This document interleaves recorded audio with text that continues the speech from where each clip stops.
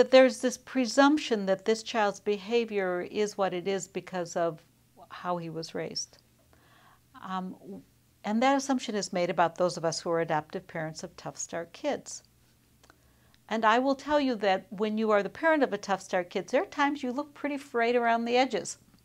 So you understand why people might presume that.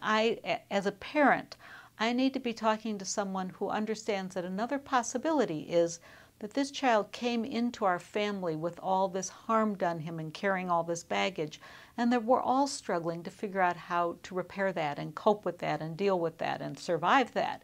And so we're all looking a little frayed around the edges, but my behavior is not the cause. So then you as a professional would work with me differently, because now you are assuming I'm competent and am a competent reporter of this behavior and can step up and be the healing parent to this child, or the therapeutic parent, with a little help.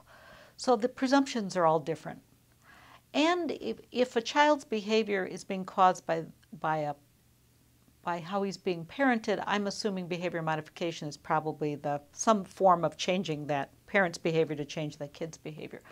But if I know he's had a tough start, and so his neurology may be damaged from when he was very young, sort of the foundation on which he stands, then I'm going to think about what needs to be done a little bit differently. I'm going to think about it as a bigger scope issue. I might be thinking about medication to try to give him some stable footing to stand on to build those skills in a different way than I might think about it if I think if the parents would just shape up, the kids would be fine.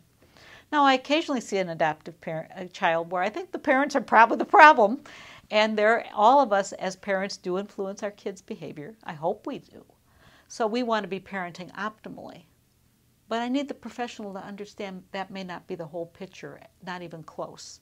And I need them to understand that from the moment I walk in the door, and to know about what some of those other causes might be, and to have in their knowledge bank the experience of a lot of other families like mine to pick and choose possible interventions out of that knowledge bank.